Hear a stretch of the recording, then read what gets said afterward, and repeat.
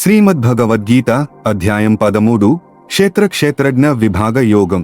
ఈ జగత్తులో ఉన్న ప్రతి శరీరమూ ఒక క్షేత్రమే. ఈ క్షేత్రంలో జరిగే అనుభవాలన్నింటినీ గమనించే చైతన్యం క్షేత్రజ్ఞుడు. కృష్ణుడు అర్జునుని చూస్తూ చెబుతున్నాడు, నీవు నీ శరీరాన్ని క్షేత్రంగా భావించు. ఆ శరీరాన్ని గమనించే నీవే క్షేత్రజ్ఞుడవు. జ్ఞానాన్ని పొందాలంటే ముందు క్షేత్రం అంటే ఏమిటో, క్షేత్రజ్ఞుడు ఎవరో తెలుసుకోవాలి. ఇదే నిజమైన జ్ఞానం. శరీరంలోని 5 మహాభూతాలు మనస్సు, బుద్ధి, అహంకారం ఇవన్నీ క్షేత్రంలోని లక్షణాలు. మనసులో ఆశలు, ద్వేషం, భయం, శోకం, హర్షం ఇవన్నీ క్షేత్రంలో కలిగే అనుభూతులు. క్షేత్రజ్ఞుడు ఈ అనుభూతులన్నింటినీ చూస్తూ ఉంటాడు, కానీ వాటిలో లిప్తం కాకుండానే ఉంటాడు. క్షేత్రజ్ఞుడు అన్న విషయాలను తెలుసుకున్నవాడే ఆత్మజ్ఞానాన్ని పొందగలడు. అహంకారాన్ని వదిలి వినయంగా ఉండటం, గురువులను గౌరవించటం ఇవే జ్ఞానానికి ప్రారంభ లక్షణాలు.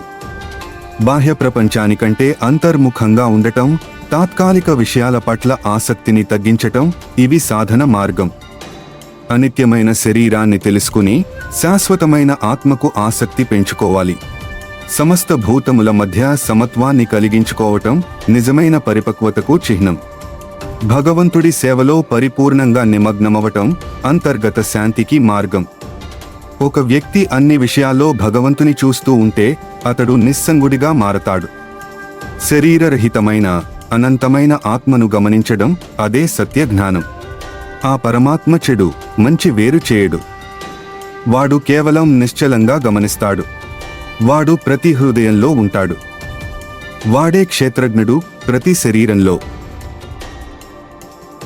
అతడే ప్రకృతికి ఆధారం. ప్రకృతిలోని అన్ని మార్పులకు మూల కారణం వాడు. వాడు దృష్టిని కలిగించినవాడు, కానీ స్వయంగా ఏమీ చేయడు. అహంకారానికి అతడికి సంబంధం లేదు. వాడు సర్వవ్యాపి. ప్రతి ఆత్మలోనూ ప్రతి జీవిలోనూ తాను ప్రతిఫలిస్తాడు. క్షేత్రం అంటే ప్రకృతి. అది మారుతుంది, పునరావృతమవుతుంది. కానీ క్షేత్రజ్ఞుడు శాశ్వతం. అజ్ఞానం వల్లే మనం శరీరంతో మమకారం పెంచుకుంటాం. జ్ఞానంతోనే విడిపోతాం. క్షేత్రజ్ఞుడు ప్రకృతితో సంబంధం పెట్టుకున్నప్పుడు సుఖ దుఃఖాలు పొందుతాడు. జ్ఞానంతో ప్రకృతిని వేరు చేసి చూసేవాడు పునర్జన్మ నుండి విముక్తి పొందుతాడు. కర్మతో కలిసి జీవి శరీరం పొందుతాడు. ఇది ప్రకృతి ధర్మం. అతడు గుణాల ప్రభావంతోనే శరీరంలో జీవిస్తాడు. గుణాలే అతని ప్రవృత్తిని నిర్ణయిస్తాయి. వాడు సర్వత్రా ఒకే విధంగా ఉంటాడు. వేరుపాటు అనే భావం లేకుండా ఉన్నవాడు మోక్షాన్ని పొందుతాడు. కర్మలు గుణాల ప్రభావాలే కాకుండా ఆత్మ స్వతంత్రంగా ఉంటుందని గ్రహించినవాడే జ్ఞానిగా మారతాడు. క్షేత్రజ్ఞుడు చేసే పని లేదు. వాడు కేవలం బోధకుడే. వాడు ఎన్నో శరీరాల్లో ఉన్నా వాడి చైతన్యం ఒకటే. ఇతడే విశ్వానికి ఆధారం. శరీర మార్పులకు అతడికి సంబంధం లేదు. వాడు ఏ మార్పుకు లోనవ్వడు. వాడు శుద్ధమైన ఆత్మ, కర్మలకు అధికారి కాదు. కేవలం గమనించేవాడు. అతడు అనాదిగా ఉన్నవాడు, నిర్మలుడు, నిత్యుడు.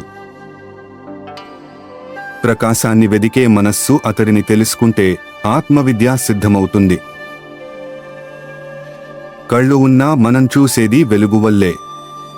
అలాగే జ్ఞానంతోనే ఆత్మను తెలుసుకోవచ్చు. అతడిని చూసినవాడు జీవన గమ్యం తెలుసుకున్నవాడవుతాడు. అతడే పరమాత్మ. అతన్ని తెలుసుకున్నవాడు ఇక కర్మ బంధనాల్లో పడడు. ఈ జగత్తు అతడి లీల. అతడి జ్ఞానంతోనే మాయ తొలగిపోతుంది.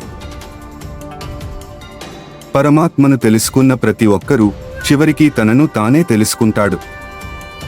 క్షేత్రాన్ని తెలుసుకునే వాడే నిజమైన జ్ఞానిని శ్రీకృష్ణుడు.